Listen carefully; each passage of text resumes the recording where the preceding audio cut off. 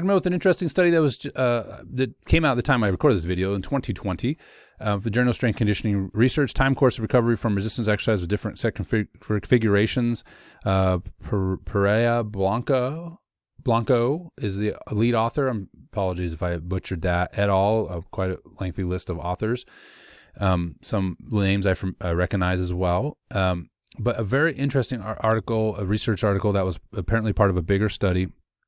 I thought I'd go over some of the results. Some of the results are fascinating, and looking at some of the references that were also part of the study, also fascinating. So let's start with this study. What was it about? So these researchers took the squat and the bench press and looked at drop-off in velocity of movement over the course of doing different number of repetitions, either to failure or not to failure. And failure was defined as like 12 reps, doing all 12 reps to failure. Not to failure was half the volume, so cutting the volume in half. And the reason with the half volume was a study that cited that a 20% drop is very interesting. A 20% drop in barbell velocity translates into more movement of type 2X to type 2A. So in other words, going closer to failure affects power. It's not a shocker, but to actually see some of the physiological linkages is fascinating, and where that line may occur, which is a 20% drop off in power. So this study looked at the bench press and the squat with these different number of repetitions, either to failure or not to failure, looking at velocities acutely, looking at velocity, but then also measuring barbell velocity 24 and 48 hours later, also looking at hormone responses 24 to 48 hours. And I'm going to be honest with you, this is my own personal thing with the hormone responses. Those are interesting to just kind of look at, but having did my dissertation work in hormone research, I'm typically not that impressed with it. Not because this wasn't done well, but the linkages are hard to establish firmly. So I'll mention a few things like prolactin, which is a measure of like stress, and growth hormone, which is usually higher, has a lot of higher work output. IGF-1 may not be interesting circulating. I don't know. Muscle damage, though, CK through creatine kinase. All these markers, and I'll just kind of go through these initially, is in testosterone, which is usually work-related. All of them are higher with the higher volume set. So this whole study was done with 3 sets. So 3 sets of 12, 3 sets of 10, 3 sets of 8, 3 sets of 6, 3 sets of 4. The longer the volume, or the higher rep set, the more volume, what you'd expect. Higher growth hormone, higher cortisol. Testosterone is pretty flat across the board, but certainly higher with the higher volume sets. Prolactin was higher, indicating more stress, and then muscle damage was higher with the higher rep sets as measured by creatine kinase. But it was also higher than other conditions, I should say, what's higher relative to, in the higher load sets, not to failure. Okay, so you had more muscle damage when there was more tension on the muscle, acute tension, not to failure, and we had more muscle damage when there was significantly more muscle damage when there was a higher volume. So again, where the significance occurred is different among things. I'm just trying to give you the highlights here, just because I'm not that interested in the hormone responses, because they're pretty, they are what they are, other than the creatine kinase marker, which is not a hormone, of course, but that the damage was higher in the not to failure high load group or the to failure high volume group. So that's pretty interesting. I'm trying to look and see if there's significance between those groups. There may not be, but at least eyeballing it, there was differences. Again, that doesn't mean it's important. I'm just saying this is an interesting eyeball here, and because the variances were quite large, which is very common when you measure hormones or markers. So that aside, what about the velocity of movement? If this whole 20% cutoff and drop in velocity is important, because that is helpful in avoiding the shift from type 2X to type 2A, especially if you're an athlete, let's say, that wants to train for power, what were some of these important results? So first of all, the participants in the study were 10 men. They weren't athletes. They were, your typical group of people you gather for these studies, which are students. Okay, so you could say there were moderately trained, I would say novice to intermediate. So we got to keep that in mind, that these results could be different for elite athletes or even well-trained athletes. But looking over these different conditions, 12 reps, 10 reps, 8 reps, 6 reps, 4 reps, 3 sets of each, either as an RM, 12 RM, 10 RM, 8 RM, 6 RM, 4 RM, or doing half the volume. So doing 6 reps at a 12 RM load, what did we see in terms of drop in velocity? Do we hit that 20% point? And obviously, when we look at the 2 failure sets, yes, I mean, this isn't rocket surgery. That 20% drop off in velocity from the first rep to the last occurred. The cutoff happened where the 20% was, where it changed, where 20% was a big deal when you cut half the volume. So what this means is simply by cutting doing half the volume of a set, whether it's 12 reps, 6 reps, 4 reps, whatever it is, by cutting the volume in half, you will preserve barbell quality movement. If we say 20% is that cutoff, that will preserve the quality movement. This could be very important if you're somebody interested in strength and power. Now, if you think about most like Olympic style weightlifters, how they might train for the squat, especially if they've been training for a while, this is how they will train. They won't necessarily train to failure all the time. They'll train the quality of the movement, the velocity of movement. This also obviously falls in line with all the research that's constantly coming out about velocity of movement being an important factor in prescribing exercise and prescribing barbell exercises. All right. So again, this was an interesting, that was in the squat, by the way. Now, and that's for lower body. Now on the upper body, it was a little bit more sensitive to the higher rep set. So what I mean by that is when you started to get above 10 repetitions, so doing 5 reps with a 10 RM load, the velocity did indeed get slower. So this isn't a shocker that the upper body is going to be more sensitive to volume. You're going to have a greater fall off in velocity of movement in the upper body than you will the lower body.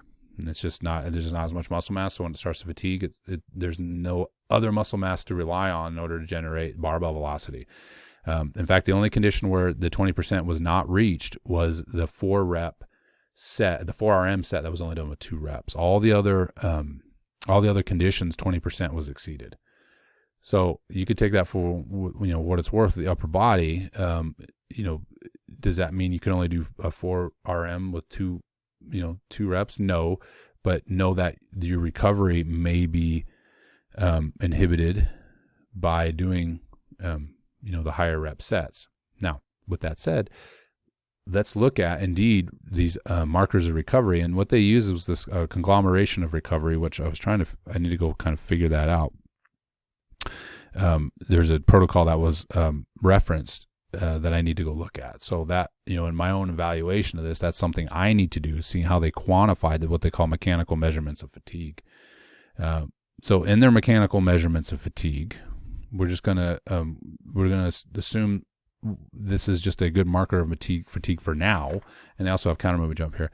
In the bench, the lower volume sets at 48 hours showed full recovery, right? And so, the 4 RM, even 4 reps of failure, showed full recovery. In the lower body, a similar trend emerged, but even 8x8 training, so doing all 8 reps of failure, 8 RM, also was recovery. So the cutoff for 48-hour recovery using this metric of mechanical measurements of fatigue, which we need to go look at and see what it is, that for the bench, if you did 4 reps to failure, and then any of the conditions like 12 reps, 10, 8, 6, 4, where you only did half the volume, those training strategies all showed full recovery by the time 48 hours was incurred. And again, there's no significant difference between these. I'm just highlighting my eyeball observation, so take that what it's worth. In the squat, the cutoff appeared to be 8 RM. Even though there was some optimal recovery potential to 6x6, but it looks like 8 RM, just eyeballing this 8 RM, even going to full 8 RM or 6 RM, 4 RM, and then all the halfers, right? So doing 6 reps at a 12 RM is one of those. All showed full recovery. And then the counter movement jump they also did, and the cutoff appeared to be just like with the upper body. And if we want to call this neuromuscular, lower extremity neuromuscular power, was the 4x4 again. So it just highlights what was kind of assumed is that the more volume you do to failure, the harder it is to recover from. Okay. The higher the intensity, closer to failure you go, may not be as detrimental to recovery as doing the volume. So volume kills and volume builds, right? That's where we have to be careful with volume. Interestingly, if you use these markers of this mechanical measures of fatigue, which I'll look this article up and maybe talk about that, if there was an improvement in movement, I'm just looking at the one that sticks out to me most here, it's squat, when the individual did a 6 RM load but only did 3 reps for the squat work. There was actually improvement 48 hours later following that protocol. So, and another one at 8 reps only doing 8 RM doing 4 reps, similar, had about 2% increase. And in the bench, it was around doing an 8 RM with a 4 RM, and then any of the loads lighter than that, 6 RM, 4 RM, or heavier than that, 6 RM, 4 RM, but only doing half the volume, also produce a bump in training. So again, it's an interesting article to look at and kind of gather in and see the things that we already know in training, but to have it quantified a little bit is great. Again, I need to see what this mechanical measurements of fatigue is. But if these results, are fairly stable as you look into more trained individuals, which we don't know, it supports what you suspect. That doing, and this is one of the article reviews I did early on, in these journal article reviews, is looking at that study, one of my favorites. Doing half the volume, not to failure, produce superior results in power as compared to going to failure. Fatigue and stimulus balance is critical. I think that's pretty obvious. Okay, so if you're training with higher volume loads, you need at least 48 hours to recover.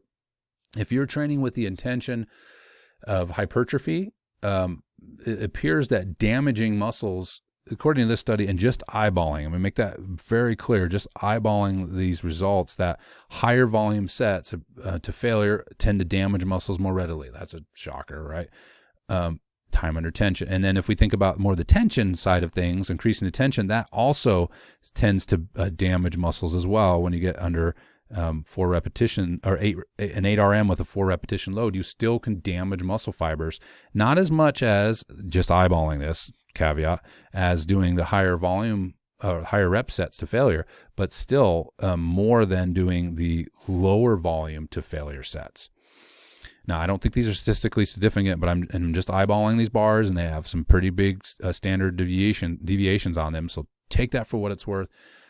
It just, taking all this data together, triangulating data that you see in training, this all seems to fall in line. If you're into a phase, let's say you're an athlete where strength and power is important, or if that's what you do and you've been building strength and power for a long period of time, you want to stay away from failure when you train. In fact, you could use higher load sets not to failure and still get some muscle hypertrophy. So think about like a weightlifter, Olympic style weightlifter or powerlifter who trains for a long period of time but hardly goes to failure. Their skeletal muscle hypertrophy is slower in the making. But when we think about this idea of non-functional versus functional hypertrophy, the type of hypertrophy they're generating is going to be hypertrophy in response to higher tension rather than to higher time,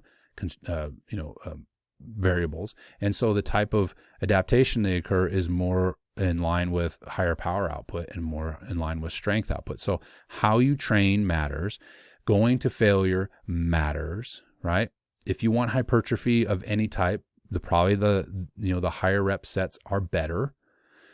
If you're an athlete, periodizing your program with higher rep sets, maybe initially just like your linear periodized program, and moving towards, for a longer period of time, moving towards non-failure sets and adding more sets may be a better strategy in improving muscle strength and muscle power. I hope you found this video helpful and not too confusing. This is a really interesting study. I'm going to go pluck some of the references here about this fatigue index, and as well as this 20% decline study, and linking that to the transfer of type 2X to type 2A fibers. That would be very interesting, because if the traditional understanding is that any type of training will move type 2Xs to type 2As, thinking about the hybrid fibers as kind of this ambiguous cloud floating over everything.